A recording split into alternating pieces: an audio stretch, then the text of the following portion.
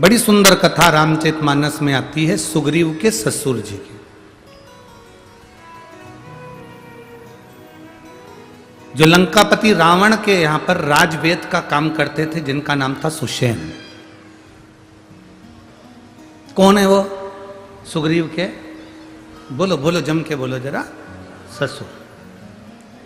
सुग्रीव जी के ससुर जो लंकाधिपति रावण के यहां पर राजवेद का काम करते थे, जिसका नाम था सुषेण वेद।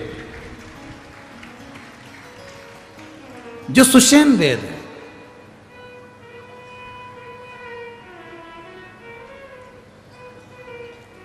ये इतना विचित्र वेद था। सुग्रीव जी के जो ससुर जी थे सुषेण वेद, लंकाधिपति रावण के जो राजवेद थे सुषेण वेद, ये इतने विद्वान थे, इतने विद्वान, जिन्होंने लक्ष्मण जी को जीवित किया था। कथा तो आप लोगों ने सुनी होगी ना रामायण की। जब शक्ति लग गई, मेघनाथ ने शक्ति मार दी और लक्ष्मण मूर्छित हो गए, हनुमान जी बूटी लेकर आए और फिर वो दिया। ये सुषेण वेद के कहने पर गए थे। सुग्रीव के ससुर हैं सुषेण वेद। ये बड़े विचित्र वेद है। कहते हैं देवलोक में भी अगर कोई बीमार पड़ जावे, पूरे मृत्यु लोक में अगर किसी को रोग हो जावे, तो सुषेण वेद से बड़ा कोई वेद नहीं था। इतना विचित्र वेद था। डॉक्टर तो सभी होते हैं, पर कोई कोई डॉक्टर ऐसा होता है जिसका नाम बड़ा प्रसिद्ध होता है, बड़ा प्रसिद्ध। वहां चले जाओ, वो डॉक्टर से मिल लेना, उनकी तो दवाई बड़ी कामगार है और अच्छा कर देते। कई लोग हंसी हंसी में कह देते हैं, अगर तुमको तकलीफ है शिव महापुराण की कथा में चले जाओ, बैठकर कथा सुनोगे, 5 दिन में जब वापिस आओगे तब हमको बताना कि तुम्हारा स्वास्थ्य कैसा है। कई लोगों को तो ये भी डॉक्टर की वेद की दवा लगती है। सुषेण वेद बड़े प्रसिद्ध वेद थे। लंकाधिपति रावण का जो राजवेद हो, जिसके यहां पर ग्रह बंधन में पड़े हो, देवताओं भी बंधन में पड़े हो, ऐसे लंकाधिपति रावण का कोई वेद कोई साधारण नहीं हो सकता। सुग्रीव के ससुर उनके यहां वेद थे। एक बार रावण के मन में भाव उत्पन्न हुआ कि ये सुषेण वेद ऐसा कैसी औषधि बनाता है, ऐसे कैसे दवाई बनाता है कि दवाई तुरंत असर कर जाती है।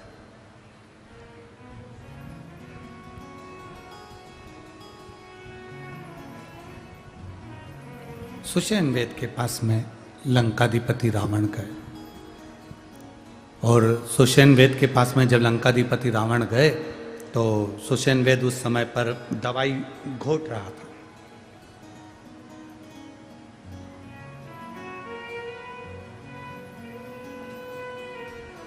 सुषेण वेद का एक नियम था, जितनी देर दवाई घोटता था उतनी देर शंकर का नाम जपता था, शिव के नाम का उच्चारण करता था, शिव के नाम का स्मरण करता था। यहां तक अगर लंकाधिपति रावण की तुमने संहिता पढ़ी हो, रावण की लंकेश की संहिता का स्मरण करा हो, तो रावण संहिता के अंतर्गत यहां तक लिखा हुआ है कि ये सुषेण वेद शिवजी की आराधना करता था, और इसकी आराधना को देखकर लंकाधिपति रावण शंकर की आराधना में लीन हो गया था। यहां तक वर्णन किया गया कि शिव की आराधना सुषेण वेद कितनी करता था कि उसको देखकर लंकाधिपति रावण शंकर की आराधना में लीन हो गया था। इतना शंकर की आराधना में लीन रहता था सुषेण वेद, इतनी लीनता थी। जब कोई अच्छा व्यक्ति भगवान की ओर बढ़ता है और उसको कोई दूसरा देखता है, तो उसके मन में भी शंकर के प्रति भाव जागृत होता है। भाव, ये प्रेरणा है।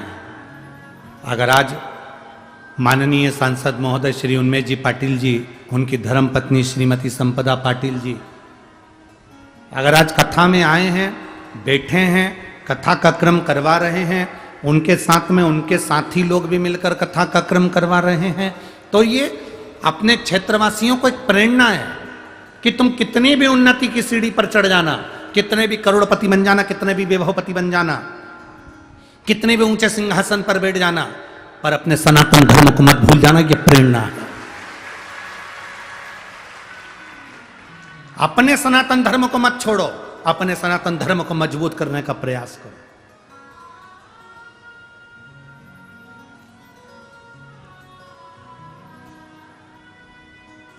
कल हमने कथा में कहा था, लोग कहते हैं हिंदू राष्ट्र बनाना, हम कहते हैं पहले अपने शरीर को हिंदू बनाने का प्रयास करो। इस शरीर को, परिवार को इतना मजबूत कर दो तो हिंदू राष्ट्र बनने में देरी नहीं लगेगी। हम हिंदू राष्ट्र बनाने के साथ में अपने शरीर को हिंदू ना बना पाए तो क्या?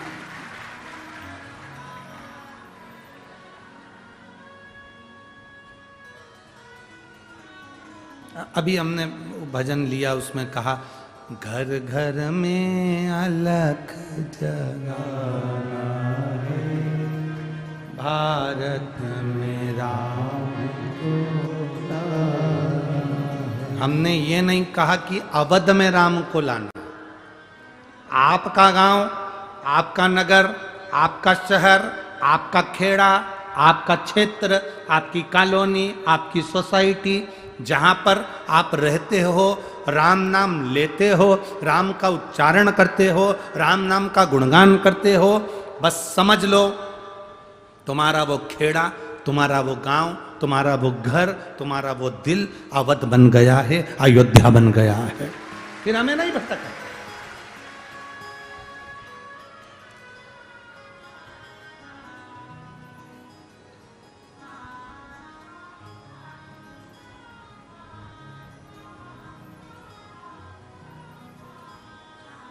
वो सोशल मीडिया पर लोग वह कितना कितना कमेंट्स कर रहे हैं कि ऐसा है वैसा है। जो लोग कहे सो कहे।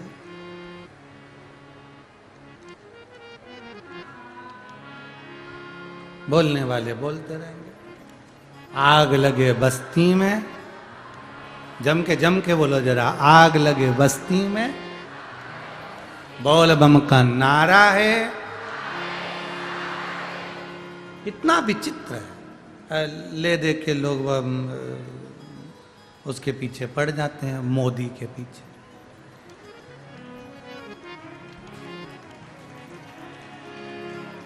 कभी